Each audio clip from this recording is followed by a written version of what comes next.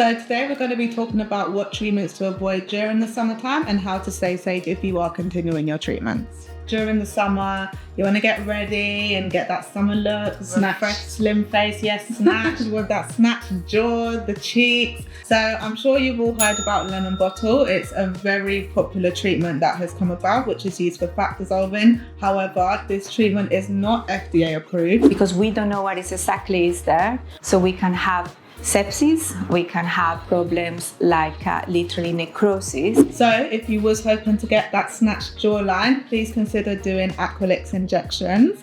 Obviously, it's not something that will happen overnight. It is a process. However, you can get really good results. Laser hair removal. Do you remember that client that got back from Mexico 2 days ago and wanted to get her treatment done when she had visible tannin? Yeah. She came for full body laser hair removal. That is a big no.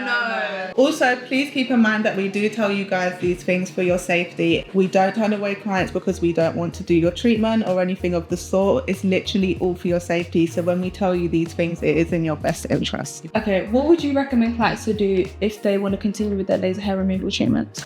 I would advise that they keep the areas that they want to treat covered. Could I be wearing any more clothes?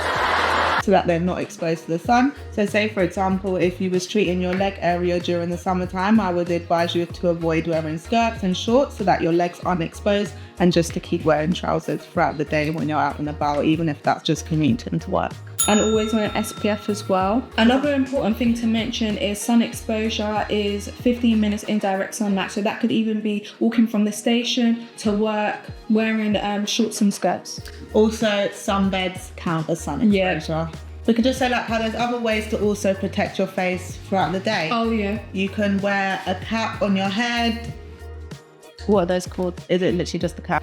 You can put a cap on just to protect your face from the sunlight. So you must wait at least 6 weeks after the last day of sun exposure before getting your laser hair removal treatment done. The reason is because with the laser hair removal, we're using 2 different wavelengths, the Alexandrite and the YAG. With the Alexandrite, which is typically used for skin types 1 to 3, it picks up on the melanin that's in the hair follicle. So if melanin is active in your skin at that time, which usually happens after tanning, there is then that chance that the laser can pick up on the melanin in your skin, as well as the melanin in the hair follicle, which can cause you to burn and get hyperpigmentation. Self-tanning products as well, that is big no-no. It's a huge no-no because again, when you put the self-tanning products on, that has pigment in it. The pigment is seen as melanin and the laser can pick up on that on your skin instead of picking up on the hair, and that will also result in a hyper and hyperpigmentation. With the ND-YAG, it doesn't target the melanin that's in the hair follicle, it targets the bloodstream instead, and that's why it's safer for darker skin types. However, if you have been exposed to the sun again and the melanin content is high in your skin, that can also put you at risk of hyperpigmentation if you get the laser done, as it's spreading a lot of heat. So another risk is hyperpigmentation. With that, that's the lighter marks you can get on your skin. This is really hard to fix. Yeah. You will literally look like a leopard. Like imagine you have your nice tan skin and then you've got loads of white circles all over it. And what happens is because you'll get the burn first, but then it will turn into the hypo or the hyper. You don't want that. You can also get hypo or hyperpigmentation if you go into the sun too soon after getting your treatment done. The same goes for all other laser treatments on the face and for the body as well. So that includes your CO2 treatments, any BBL, halo treatments, PicoSure treatments, any sort of treatments that involve lasers, especially on the face in particular. We need to be very careful with that because the reason that we do these treatments is to make our skin look youthful and rejuvenated. So the last thing that you want is to mess it up.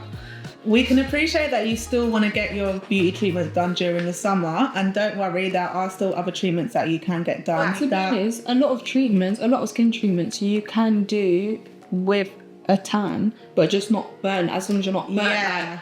So like say for example, Icon doesn't pick up on any melanin that is in the body or the hair or anything. It just focuses on the water level. Yeah. So it's safe to get icon done. We can also do microneedling and Silfoam X, which is microneedling with radio frequency. We can also do Morpheus 8 and injectables, which are done by our doctor. So all of these treatments are really good during the summer as well, because there's little to no downtime. So you can still continue with your daily activities without feeling like you need to stay locked up in the house because your face is really red and swollen. There's none of that with these treatments. It's very, very short downtime. Just gonna say, guys, you definitely can still do laser treatments during the summertime, but it's all about being safe. You don't want to come in with an active tan or burn. So please be careful and take our advice.